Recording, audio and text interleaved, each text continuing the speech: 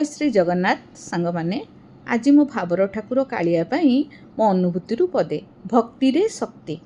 କାଳିଆ ଠାକୁର ମୋର ଭାରି ମନୁଆ, କରିଦେଇଅଛି ସିଏ ମୋତେ କିମିଆ।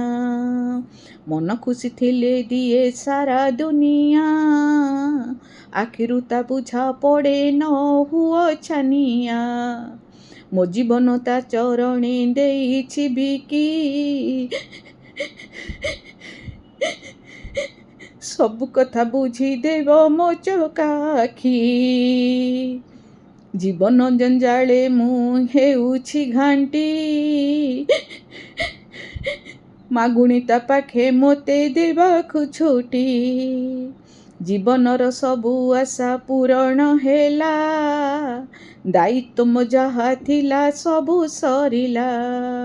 ସବୁ କଥା ତାକୁ ମୁହିଁ ଦିଏ ଜଣାଇ, ମୋ ଅନ୍ତରେ କିଛି କଥା ରଖଇ ନାହିଁ। ସିଏ ମୋର ଇଷ୍ଟ ଆଉ ଜୀବନର ଆଧାର, ତାକୁ ସମର୍ପିତ ହୋଇ ଚଳାଏ ସଂସାର। ଓଡ଼ିଶାରୁ ଆସିଛି ମୁଁ ମହାରାଷ୍ଟ୍ରକୁ, ତାକୁ ଦେଖିପାରୁ ନାହିଁ କିଆଁ ଭାବେ ମନକୁ। ଓଡ଼ିଶାରେ ଥିଲା ବେଳେ ମନଟା ମୋର, ସବୁ ମାସରେ ଦେଖିବି ମୋ କଳା ଠାକୁର। ଯେଉଁଦିନ ଶ୍ରୀକ୍ଷେତ୍ରକୁ ଯିବାର ଥାଏ, ସେହିଦିନ ସ୍କୁଲରୁ ଛୁଟି ତ ନିଏ। ଚାକିରିରେ ବର୍ଷକୁ ମୋ 8ଟି ଛୁଟି, ସେ ଛୁଟିକୁ ସାଇତେ ମୁଁ ତା ପାଇଁକି।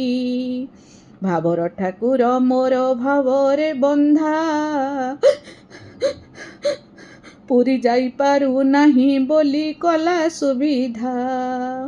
ମୋ ପାଖକୁ ଆସିବାର କଲା ବ୍ୟବସ୍ଥା, ଧରିଛି ହାତରେ ଆଜି କରି ଭରସା। ଆସିଅଛି ଶ୍ରୀକ୍ଷେତ୍ରରୁ ମୋ ପାଇଁ ଧାଇଁ, ମୋ ମନଟା ଖୁସି ଟିକେ କରିବା ପାଇଁ। ନିମ କାଠରେ ତିଆରି ଏ ଦାରୁ ବ୍ରହ୍ମ, କୋଟି କୋଟି ପ୍ରଣାମ ମୋ କର ଗ୍ରହଣ।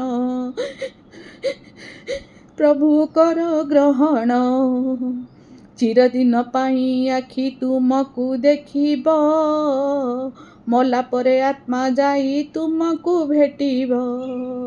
ପ୍ରଭୁ ତୁମକୁ ଭେଟିବ, ପ୍ରଭୁ ତୁମକୁ ଭେଟିବ। ଜୟ ଶ୍ରୀ ଜଗନ୍ନାଥ।